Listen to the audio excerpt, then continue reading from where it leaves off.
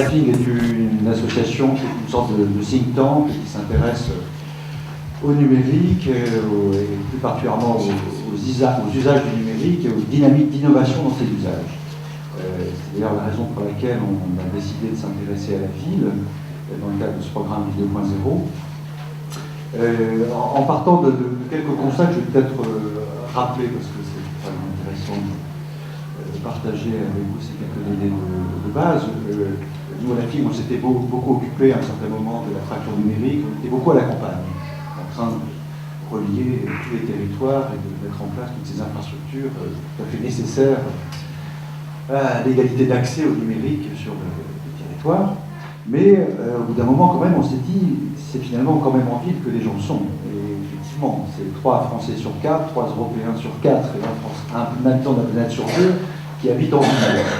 Et on est dans des dynamiques de métropolisation extrêmement puissantes, notamment dans le monde un peu éloigné du nôtre. Moi, j'aime bien rappeler cette information.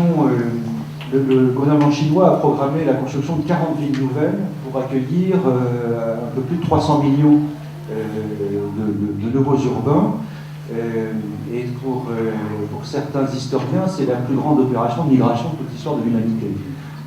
Bon, voilà, pour donner une idée de cette dynamique d'urbanisation dans laquelle on se trouve. Le deuxième constat, c'est que c'est toujours en ville que se déploient d'abord les nouvelles technologies numériques, et pas seulement, et c'est aussi en ville que s'inventent leurs usages.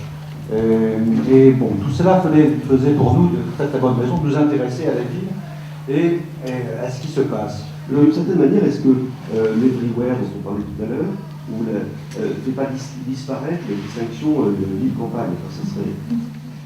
Oui, enfin mettre les villes à la campagne et travailler à la ville. Si vous voulez bien, moi je ne voudrais pas me laisser enfermer dans un débat seulement technologique. Moi je pense que les dynamiques d'innovation les plus intéressantes sur ce thème au croisement de la ville et du numérique, c'est justement toutes les choses qu'on n'a pas prévues et qui se sont produites quand même. Si on appelait notre programme Ville 2.0, c'est évidemment en référence au Web 2.0, qui est un phénomène tout à fait intéressant et qui continue encore de produire des choses très étonnantes.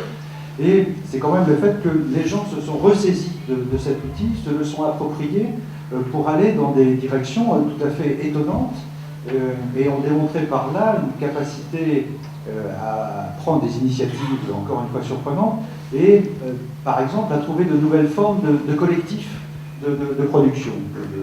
L'exemple le plus frappant que tout le monde connaît, c'est Wikipédia, cette encyclopédie qui est coproduite par des centaines de milliers de personnes et qui, malgré quelques attaques régulières de la part des anciens tenants des encyclopédies, donne des résultats, encore une fois, tout à fait étonnants et donne des exemples tout à fait intéressants en matière de gouvernance. Bon, et nous, on s'est dit, voilà, ces nouveaux modèles de contribution, de coproduction, de gouvernance, c'est ce qui pourrait s'appliquer à la ville. Et quand on a commencé à travailler, en fait, ce qu'on a constaté très rapidement, c'est qu'ils étaient déjà en train de s'appliquer à la ville. C'est-à-dire que nous, finalement, au terme de notre programme, ce qu'on dit, c'est que la ville 2.0 existe déjà. Que jamais la ville n'a été autant commentée, photographiée, filmée, et tout cela est partagé sur des centaines de sites web locaux. On a le projet, dans la continuation du programme Ville 2.0, par exemple, d'élaborer une méthodologie pour dresser une cartographie des pratiques numériques d'un territoire.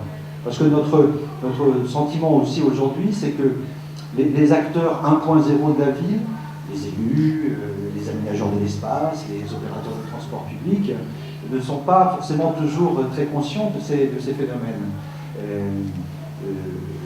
Hugues Aubin, qui est un ami et que je salue au passage, à l'occasion d'une manifestation chez lui, nous avait indiqué que par exemple, à la ville de Rennes, dans Viadeo, qui est un réseau social professionnel, il y a 10 000 Rennais qui sont inscrits dans ce réseau social professionnel.